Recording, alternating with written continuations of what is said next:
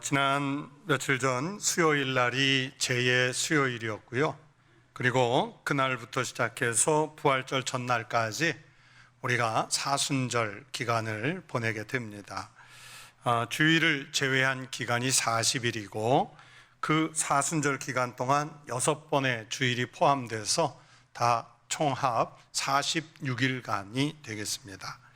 오늘은 그 사순절의 첫 번째 주일입니다. 사순절은 종종 말씀드리지만 주님이 우리를 위해서 고난의 길을 가신 것을 묵상하고 경건하게 그리고 절제하면서 생활하는 교회의 절기입니다.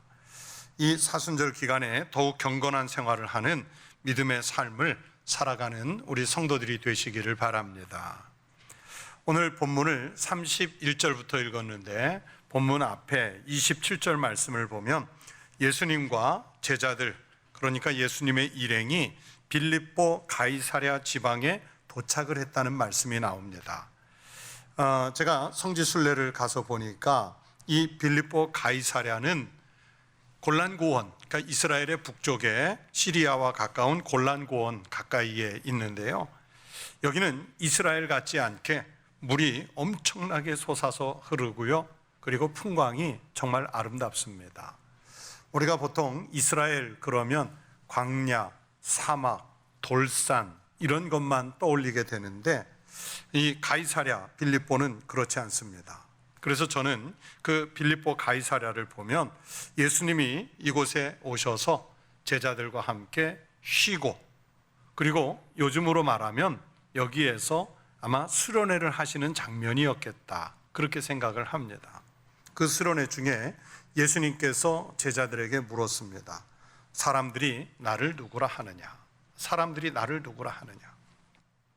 이 질문에 대해서 제자들이 바깥의 여론을 예수님에게 전해줍니다. 어떤 사람은 선지자 중에 한 사람이라 한다고 하고 어떤 사람은 예수님이 베푸시는 기적의 능력을 보니까 구약 성경에 엘리사 선지자가 생각이 나서 엘리야라고 말하기도 하고 또 어떤 사람은 헤롯에 의해서 죽은 세례 요한이 다시 살아난 것이라고 말하는 사람들이 있다고 제자들이 전해줍니다.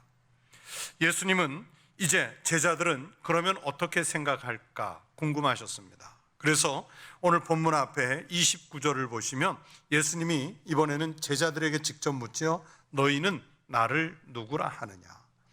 앞에서는 사람들이라고 물었고 29절에서는 제자들을 향해 너희는 이라고 물었습니다. 그러자 제자들의 대표격인 베드로가 아주 단호하게 예수님께서 원하시는 정답인 주는 그리스도시니이다 그렇게 대답을 해요. 베드로의 이 대답을 들으신 예수님은 마음에 흡족하셨고 이제 제자들에게 예수님 자신이 당하실 고난에 대해서 말씀하셔도 된다고 판단하신 것 같습니다. 그래서 본문이 시작되는 31절, 32절의 말씀을 보시면 인자가 많은 고난을 받고 장로들과 대제사장들과 서기관들에게 버림받아 죽임을 당하고 사흘 만에 살아나야 할 것을 비로소 그들에게 가르치시되 드러내놓고 이 말씀을 하시니. 원래는 감추어둔 비밀의 말씀이었는데 이제는 드러내놓고 이 말씀을 하시니 그렇게 하셨다고 성경이 기록하고 있습니다. 이제부터 예수님은 자신의 죽으심과 부활에 대해서 본격적으로 가르치십니다. 하지만 정답을 이야기한 베드로가 갑자기 막아서지요. 32절에 보면 베드로가 예수를 붙들고 항변했다고 합니다. 여러분, 베드로의 그 항변의 내용이 무엇이었을까요? 이 본문과 병행이 되는 마태복음 16장 22절의 말씀을 가지고 추측을 해보면 예수님은 절대로 죽으시면 안 됩니다. 죽으실 필요가 없습니다. 예수님이 그렇게 죽임을 당하시도록 제가 나서서 막겠습니다. 아마 이런 말이었을 것이라고 생각이 됩니다. 예수님이 죽으시면 우리가 로마를 이길 수 없습니다. 왕이 되셔야 합니다. 이런 유혹이었을 겁니다. 예수님은 지금 이 상황에서 베드로가 단순히 떼를 쓴다고 생각하지 않고 이 고난의 길을 가려는 예수님의 마음을 흔들어대는 사탄의 유혹이라고 보셨습니다. 왜 유혹이냐면 사탄은요 예수님을 향해서 지금까지 한 일만 가지고도 충분히 메시아가 되는 증거를 나타냈으니 이제는 고난을 거부하고 죽음을 거부하라고 말하기 때문에 유혹이에요. 굳이 고난을 당하지 않아도, 굳이 십자가를 지지 않아도, 굳이 죽음을 맛보지 않아도 얼마든지 그리스도가 될 수 있다고 그렇게 예수님을 유혹하는 거예요. 그러나 예수님은 베드로를 통해서 오는 그 유혹을 단호하게 이기셨습니다. 베드로가 들으면 좀 서운하고 섭섭하겠지만 33절에서 예수님은 제자들을 보시며 베드로를 꾸짖어 이르시되 사탄아 내 뒤로 물러가라. 네가 하나님의 일을 생각하지 아니하고 도리어 사람의 일을 생각하는도다. 그렇게 말씀하시면서 아주 단호하게 이 고난의 길, 그리스도로서 주어진 그 십자가 사명의 길을 가시겠다고 선언하셨습니다. 사랑하는 성도 여러분, 예수님에게만 유혹이 있었던 것이 아니라 우리도 신앙생활을 하는 중에 늘 시험에 노출되어 있습니다. 미혹을 받습니다. 사탄은 우리의 신앙이 더 이상 성장하지 못하도록 갖은 유혹의 말로 우리를 미혹해요. 우리가 지금까지 그나마 잘 성장시켜 왔다고 생각한 그 신앙을 수포로 돌아가게 하려고 우리를 시험합니다. 그렇게 신앙을 우선하는 생활을 했다가는 이 사회에서 바보로 살거나 도태될 수 있습니다. 당신이 그렇게 열심히 믿는다고 해서 누가 알아줍니까? 교회 목사님이 알아줍니까? 다른 교인들이나 이웃들이 알아줍니까? 그러면서 우리의 영적 성장을 멈추도록 유혹하는 것이 사탄의 전략입니다. 그러나 성도 여러분, 우리가 흔들리지 않을 정도의 분명한 믿음의 가치관을 갖게 되면 인간적인 판단이나 서운함, 아쉬움에 대해서도 미련을 갖게 되지 않습니다. 우리가 예수님을 확실하게 믿기 전에는, 예수님을 인격적으로 선명하게 만나기 전에는 사람들이 알아주는 명예, 사람들이 나를 인정해주는 그 인정 욕구, 이런 것들이 중요했어요. 좀 더 많이 벌자, 좀 더 잘 쉬자, 좀 더 편안하게 살자, 이런 조건들이 충족돼야 그 사람이 잘 사는 것인 줄로 알았어요. 하지만 예수님을 직접 만난 후에는 그런 세상의 가치보다 하나님 나라가 오히려 가장 소중하다는 것을 알게 됐습니다. 우리가 종종 부르는 복음성가 찬양의 가사 중에 이런 것이 있습니다. 나 무엇과도 주님을 바꾸지 않으리, 다른 어떤 은혜 구하지 않으리, 오직 주님만이 내 삶의 도움이시니 주의 얼굴 보기를 원합니다. 사탄은 주님을 최고의 가치로 놓지 못하도록, 그래서 세상에 예수님보다 더 좋은 것이 우리의 시선에 들어오도록 우리를 그렇게 시험해요. 예수 믿기 전에 마음대로 살면서 좋았던 그때로 다시 돌아가 보라고 우리를 유혹하죠. 그러나 이제는 그럴 수 없습니다. 사탄은 베드로가 예수님 앞에서 생각했던 것처럼 자기 판단을 하게 하고 자기 생각을 가지고 마치 예수님을 위하고 마치 교회를 위한 것처럼 말하게 하고 자기가 예수님을 위해서 최고로 헌신하는 것처럼 보이게 만들려고 합니다. 그런데 이런 태도에 대해서 예수님은 사탄아 내 뒤로 물러가라 그러면서 호통을 치십니다. 그리고 주님은 진정한 믿음의 길을 우리에게 가르쳐 주십니다. 34절과 35절 말씀을 보십시오. 무리와 제자들을 불러 이르시되 누구든지 나를 따라오려거든 자기를 부인하고 자기 십자가를 지고 나를 따를 것이니라. 누구든지 자기 목숨을 구원하고자 하면 잃을 것이요 누구든지 나와 복음을 위하여 자기 목숨을 잃으면 구원하리라. 여러분, 이 말씀 속에 주님께서 우리에게 가르쳐 주시는 살 길이 들어 있습니다. 사랑하는 성도 여러분, 우리가 예수님을 따라가는 신실한 믿음의 사람이 되려면 보세요. 오늘 성경에 예수님께서 먼저는 자기를 부인하는 자기 부정이 있어야 한다고 말씀하지요. 헬라어 단어 중에 케노시스라는 말이 있는데 빌립보서 2장 6절 7절에 예수님께서 자기를 비워할 때 그 비워가 그 단어입니다. 자기를 비우고 자기를 포기하는 그 부인이 있어야 합니다. 우리가 그리스도인이라는 이름을 갖고 믿음의 삶을 산다고 하지만 우리 마음속에는 언제나 내 자아가 살아나도록 내 자아를 일으켜주는 그런 유혹이 있습니다. 내가 주님보다 훨씬 더 중요하게 생각하는 또 다른 우선이 있다는 말입니다. 내 신앙을 누군가가 알아주지 않고 열심히 섬겨도 인정받지 못하면 그 섭섭함, 그 서운함, 그 분노의 감정이 일어나도록 합니다. 내가 가진 정의감을 사람들이 알아주지 않아서 답답한 마음이 들게 합니다. 예수님이 아닌 다른 대상이 더 크게 내 심령 속에 자리 잡도록 내 마음을 흔들어 대는 겁니다. 그러나 오늘 성경의 말씀대로 우리가 자기를 부인하고 자기 십자가를 진다는 얘기는 내 자아를 포기하고 하나님의 절대 주권을 먼저 인정해 드린다는 말씀입니다. 나 중심의 삶에서 하나님 중심의 삶으로 그 중심의 대상을 바꾼다고 하는 고백이 십자가에 들어가 있습니다. 예수님께서 처음 제자들을 부르시면서 나를 따르라 이렇게 말씀하셨는데, 이 나를 따르라는 그 말씀 속에는 이제 바라보고 추구하는 인생의 목표와 대상을 바꾸어 주시겠다는 말씀입니다. 그래서 이 말씀을 이해한 제자들은 배도 버려두고 그물도 버려두고 아버지와 가족들을 버려두고 예수님의 제자로서 따라 나설 수 있었던 것입니다. 예수님을 만나기 전에 가장 소중하게 여기던 것들을 버리고 따라 나서라는 말씀이 그 부르심 속에 들어 있습니다.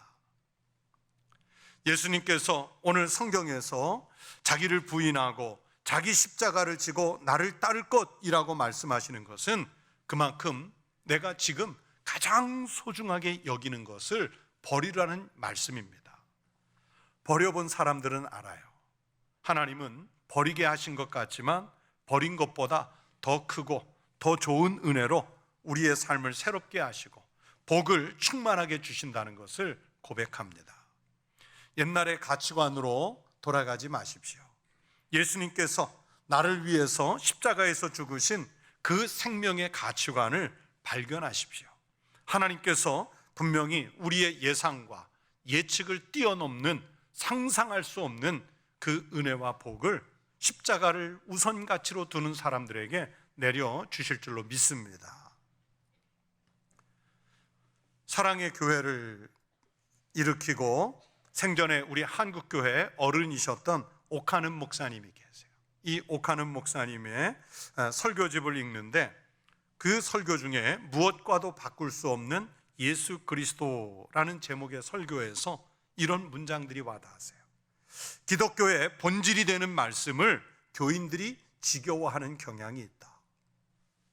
우리 기독교의 본질이 되는 복음의 말씀을 교인들이 지겨워한대요. 그러면서 요즘의 교인들은 단 것만 좋아하는 어린아이들처럼 기분 좋은 말만 들으려고 한다. 교회에 와서 기분 좋은 말만 듣고 가고 싶어요. 교인들이 교회에 다니면 소원 성취하고 예수님을 믿는 목적이 마치 무병장수에 있는 것처럼 그렇게 믿는 것을 설교 중에 경계했습니다. 그러면서 설교 말미에 교회가 이제는 예수님을 바르게 가르쳐야 한다, 그렇게 말씀했어요. 예수님을 바로 가르쳐야 한다. 예수님을 바로 가르쳐야 한다는 그 말씀은 지금 현대 교회가 교회 안에서 예수님을 잘못 가르치고 있다는 그런 꾸중이에요.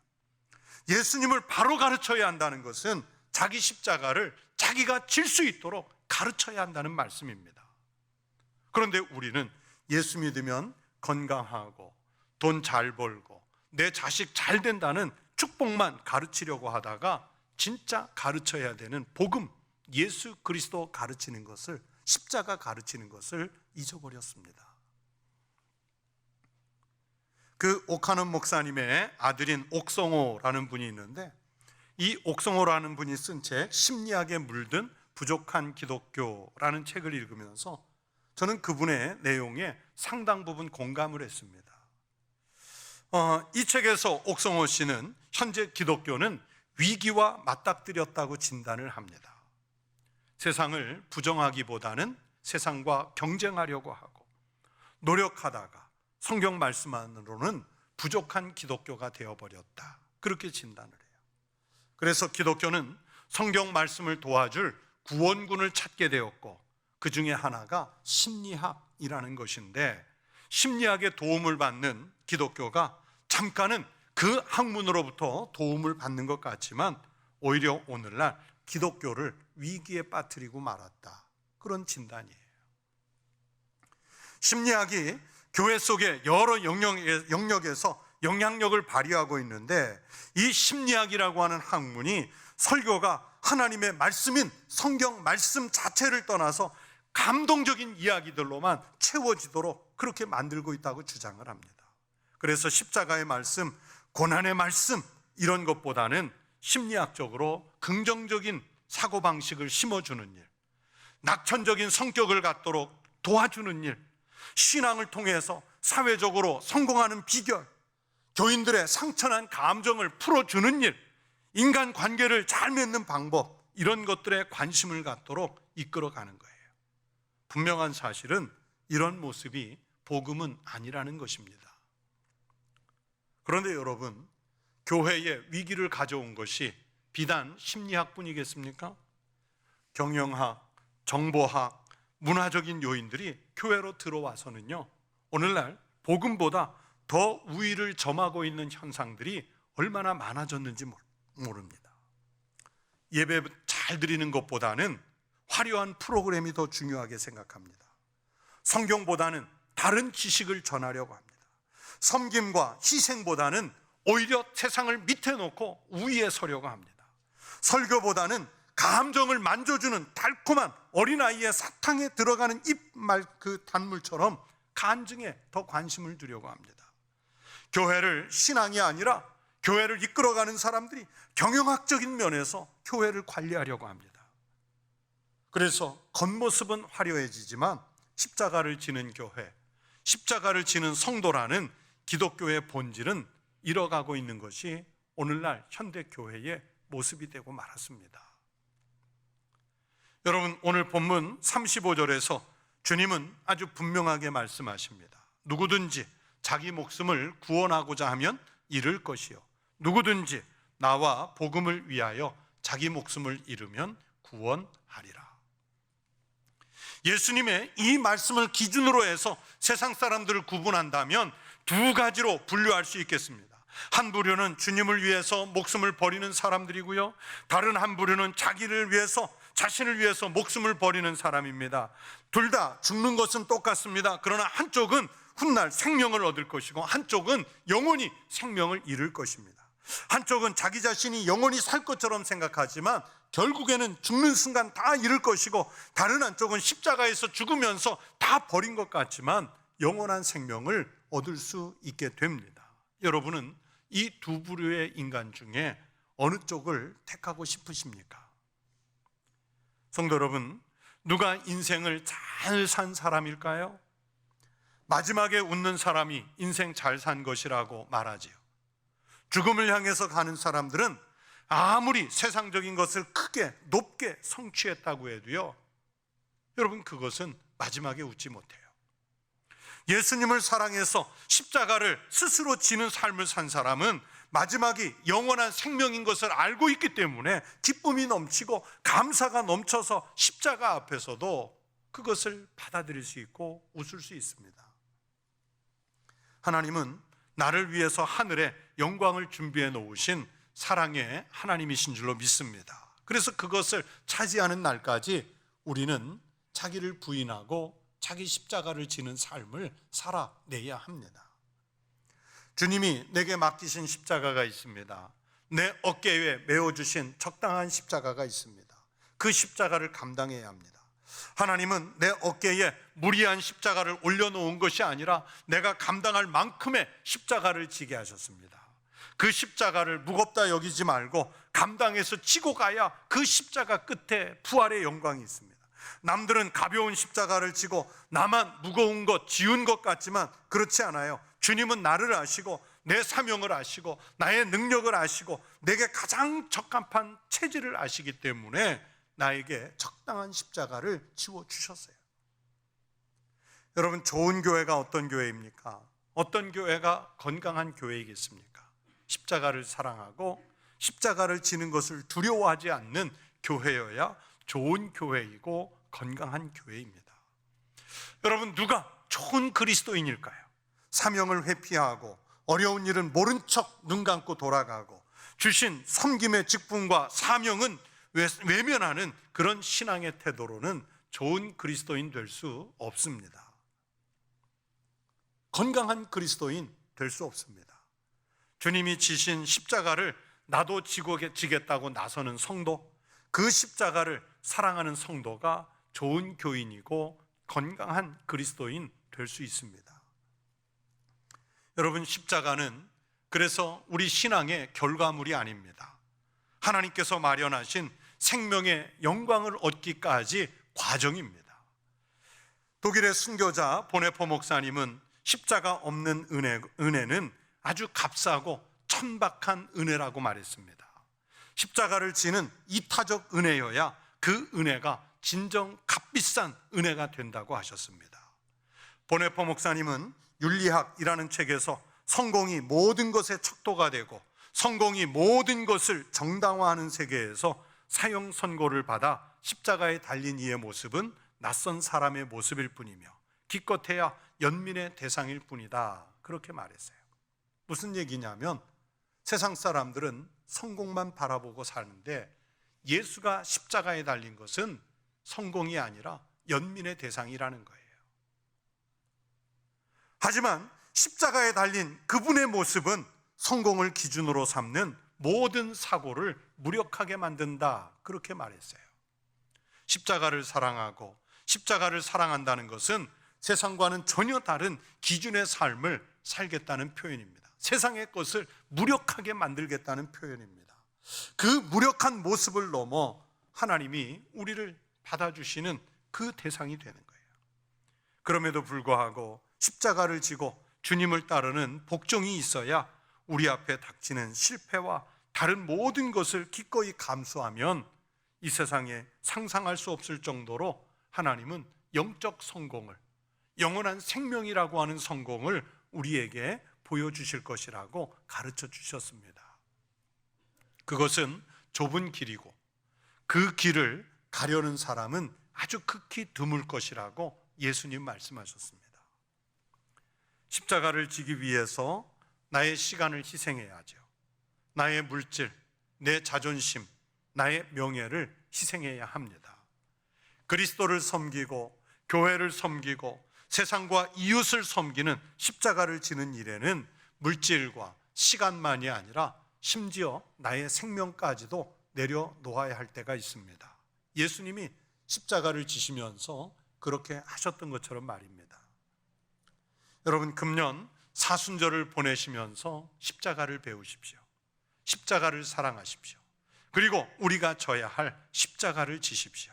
자기 힘으로 무엇인가를 하겠다는 베드로와 같은 생각을 포기하고 십자가를 지는 길로 들어섰을 때 비로소 우리는 하나님의 품으로 뛰어들고 이 세상에서 우리 자신의 고통을 진지하게 받아들이는 것이 아니라 하나님의 고통, 그 십자가의 고통을 더 진지하게 받아들이는 믿음의 담력을 얻을 수 있을 것입니다.